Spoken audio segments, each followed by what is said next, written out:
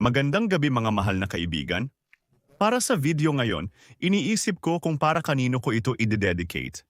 Ngunit nag-expire ang aking lisensya sa pagmamaneho at kamakailan ko lang ito natuklasan. Agad akong nagpunta upang kumuha ng sertipiko. Una, kailangan kong kumuha ng medikal na sertipiko. At doon, dadaan ka sa mga espesyalista at nang dumaan ako sa pangkalahatan sa isang optometrist, sinusuri ang aking paningin. At sinabi niya sa akin, may mga linya, mga letra sa mga linya na kailangan mong hulaan. At mayroon doon ang pinakamababang linya at ang pangalawang pinakamababa. Sinabi niya sa akin, basahin mo ang pangalawa. Binasa ko. Tama. Sinagot ko ang bawat letra. At sinabi niya sa akin lahat ng mga numero. Sinabi ko para saan? Mas mababa pa, itong linya. Mas mababa pa, para sa susunod. Sinabi niya, mas mabuti kaysa sa mga numero. Nakita ko rin siya. Nakita ko rin ang linyang ito sa ibaba. At dati, nakakakita ako ng maayos. Pero dati, hindi ganoon kaganda ang aking paningin at ginawa ko ang ilang mga ehersisyo para mapabuti ang aking paningin. At ngayon kung gusto ninyo ay, syempre, ibabahagi ko sa inyo ang mga ehersisyong ito. Tulad ng gusto ninyo, sige, makinig pa tayo. Sa complex na ginawa ko ang ilang mga bagay para mapabuti ang aking paningin.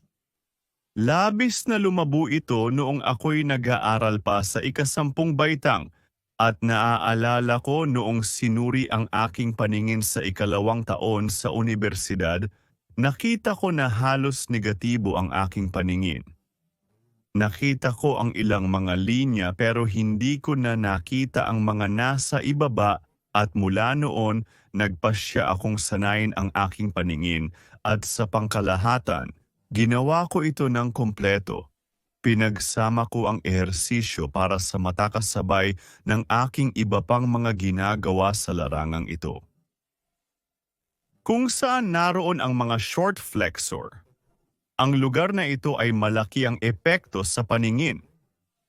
Kung mayroong mga kalamnan ng suboksipital, madalas na nagkakaroon ng reflex spasm ng mga kalamnan na nagpapagalaw sa mga mata. At kung ire-relax mo ang lugar na ito, magiging mas madali para sa mga kalamnan ng mata na gumana. Kaya kumuha ka ng bola, ilagay mo ito tulad nito. Humiga ka sa ibabaw nito, hanapin mo kung saan ang masakit na parte at simulan mong ilingon ang iyong ulo ng kaunti. Medyo sa isang anggulo, medyo sa ibang anggulo, at hanapin mo ang mga masakit na lugar na iyon. Ang kailangan mong gawin ay hindi lamasin ang parteng ito, itong lugar sa pagitan ng bungo at vertebrae, at itong itaas na vertebrae. Sa halip, ang parteng ito ng kalamnan, ito, tulad ng isang wedge, ay nakakabit.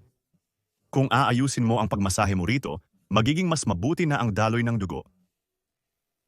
Kaya, upang ang epekto ng ehersisyo ay maging mas mabuti, kailangan itong ipagsama sa pagre-relax ng parteng ito ng kalamnan ng leeg. Ito ang unang bagay.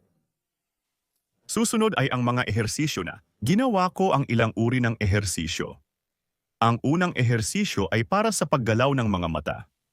Mayroong mga standard na klasikal na ehersisyo kung saan titingnan mo ang isang punto sa gitna. Pagkatapos ay ilipat ang iyong paningin pataas, pagkatapos ay pababa. At sa lahat ng direksyon pataas, pababa at sa kanan. Ang mga ehersisyong ito ay hindi nagbibigay ng masyadong magandang epekto. Madalas pagkatapos nito, ang mga mata ay mas lalong napapagod. Higit pa rito, minsan ay mas lumalala pa ang paningin kaysa sa bago gawin ang mga ehersisyo. Ito ay isang grupo ng mga ehersisyo para sa paggalaw. Ang susunod na grupo ng mga ehersisyo ay para sa, halimbawa, pagsasanay ng mga kalamnan na hindi nagpapagalaw sa mata, kundi yung mga nasa loob mismo ng mata, na siyang mga nagbabago ng curvature, ng lens.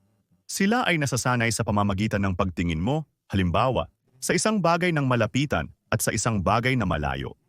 Malapit, malayo. Madalas na lumalabo ang paningin dahil sa spasm ng mga kalamnang ito. Nagkakaroon ng spasm ng accommodation. Ito rin ang isang inirerekomendang ehersisyo, halimbawa, sa isang salamin o anuman. Halimbawa, gumuhit ka ng isang punto o kahit ano at ikabit mo ito, idikit mo ito at tingnan mo ito mula sa malayo. Ang mga ehersisyong ito ay medyo mas mabuti, ngunit hindi rin sila nagbibigay ng epekto. Dahil kailangang gawin ang mga ito ng medyo naiiba. Dahil sa totoong buhay, medyo gumagana ng kakaiba ang mga mata. At hindi tulad ng kung paano mo ito sinasanay. Kaya nagiging walang silbi na sila kapag sinimulan mo ng gumalaw. At ang ikatlong ehersisyo, ito ay para hindi magbago ang iyong paningin dahil sa ilaw at huwag dumipende sa ilaw. Madalas itong nangyayari, halimbawa, mas mahusay kang nakakakita sa maliwanag kapag medyo dumilim na, parang may lumalabas na blur. Ito ang tatlong pangunahing pangkat ng pangunahing ehersisyo. Kailangan mong gawin ito sa ilang panahon. Ngunit, sa katunayan, pagkatapos kong gawin ito, hindi ko na ito kailangang gawin ulit. At lumalabas na ang aking paningin ay hindi lang normal, ngunit mas mabuti pa sa normal. Baka gamit ang ultraviolet light, makikita ko pa ang ilang mga bagay. Posible, pero malamang hindi. Kaya simulan natin sa mga ehersisyo sa mata para sa mga ocular muscle, ibig sabihin, ang klasikong bersyon. Sinabi ko na ito, alam ninyo na, itingin lamang ang inyong mga mata pataas pababa, iikot-ikot, gawin ito habang nakapikit ang inyong mga mata, at gawin din habang nakadilat ang mga mata. May mga iba't ibang ehersisyo tulad ng palming, at iba pa. Siyempre, lahat ng ito ay maganda, ngunit ang pinakamahusay na epekto ay nagmumula sa ganitong ehersisyo. Tumingin ka, hanapin ang isang punto, ito, ibinibigay ko sa iyo ang isang punto, ito iyon para sa iyo.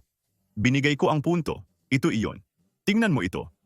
Tinitingnan ko rin ang punto, direkta sa iyong mata at ngayon ay tingnan mo kung ano ang gagawin ko. Hindi ko gagalawin ang aking mga mata sa kaliwa o kanan sa loob ng isang oras. Titingin lang ako ng diretsyo. Sisimulan kong ilingon ang aking ulo ng ganito sa isang direksyon, pagkatapos ay sa kabilang direksyon. Tumingin sa isang direksyon, pagkatapos ay tumingin sa kabilang direksyon. At tingnan mo, kapag ginawa ko ito, ang aking mga mata ay mapupunta rito, sa dulong posisyon na ito. Kapareho nito kapag tumingin ako rito, ganito, ngunit ikumpara mo. Gawin mo ang ganitong kilos. Gawin mo ito gamit lamang ang mga mata. Mararamdaman mo ang kaibahan. Pakiramdaman mo ang kaibahan.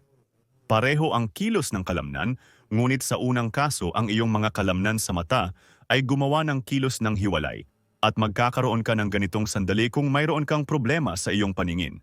Gagawin ng mga ito ang ganitong kilos pero nang hindi ganap na sabay at ito ay hindi parallel. Oo, hindi parallel na horizon. Magiging medyo off ito sa'yo. Ibig sabihin sa ideal, dapat mong gawin ang kilos. Dapat ganito ito. Ang dalawang mata mo ay dapat gawin ang ganitong kilos, parehong kanan at kaliwa, ganito. Ngunit dahil sa mga problema sa kalamnan, ang isa ay medyo iba. Ang isang mata ay mas malaki kaysa sa isa. Magkaiba ang hugis ng mga pupil. Maaring magkaroon ka ng ganito. Ang isang mata ay nakatingin sa atin, habang ang isa ay hindi. Upang hindi mangyari ito, tumingin ka sa isang punto at simulan mong ilingon ang iyong ulo sa isang direksyon. Pagkatapos ay sa kabilang direksyon naman, at makakagawa ka ng ganitong kilos. Ang ganitong kilos, hindi ang ganitong kilos, o ganitong kilos, tulad ng ginawa mo. Depende sa kung ano ang gagawin ng iyong mata. Lahat ay depende sa kung gaano ito ka-tensed. Kung gaano may spasm ang lahat. Maiintindihan ng lahat na kung minsan, ang isang mata, ang ideal ay dalawa, ay dapat gawin ang ganitong bagay. Biro, oo. Ngunit ibinibigay ko sa iyo ang napakahalagang impormasyon. Ako mismo ay hindi ko alam kung paano ko natutuhan gawin ito. Hindi ito malinaw. Baka dahil sa lumalangoy ako. Kapag lumalangoy ka, tinitingnan mo ang harap. At habang inililingon mo ang ulo mo, naisip ko, bakit hindi ko ito gawin ng ganito? At naramdaman ko na ito rin ay mabuti para sa mga mata. Baka ito ang dahilan kung bakit ako nakikita ng ganito.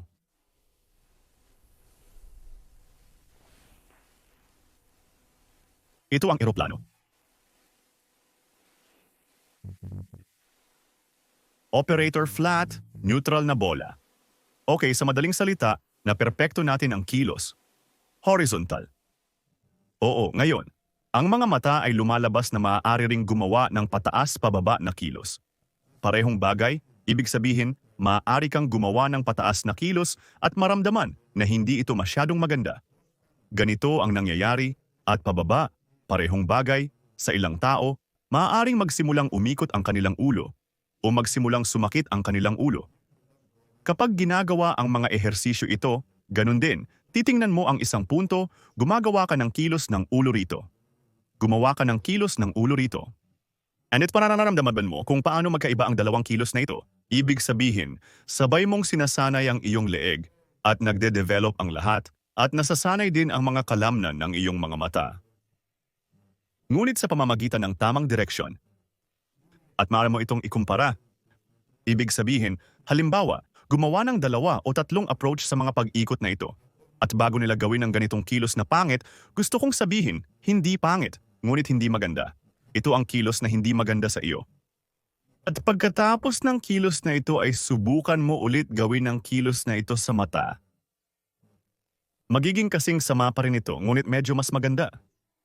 Dahil dito ay mayroong tinukoy na kung saan ikaw ay gumagawa ng kilos ng iyong mga mata pakanan at pakaliwa. Mayroong kang bagay na tinitingnan ng diretsyo. Tumingin ka rito at sa oras na ang iyong mga mata ay lumilipat mula sa isang punto patungo sa iba, maaring magkaroon ka ng ganito. Lalo na kung mabilis mo itong gagawin, mayroong sandaling pagkahilo. Ito ay nangyayari kapag ang mata ay nagsisimulang gumalaw sa maling direksyon. At dahil dito, ang ganitong tao, siya ay tumitigil na gumamit ng kilos ng mga mata.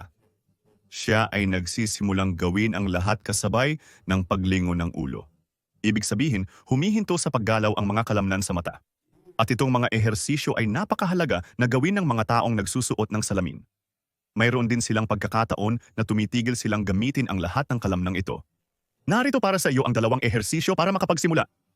Kailangan mong matutuhan ang 2 kilos na ito. Ang isa ay mula sa kanan papuntang kaliwa, ang isa naman ay mula sa itaas papuntang ibaba. Ayan, pakiusap. Mangyaring maghintay ng 1 linggo.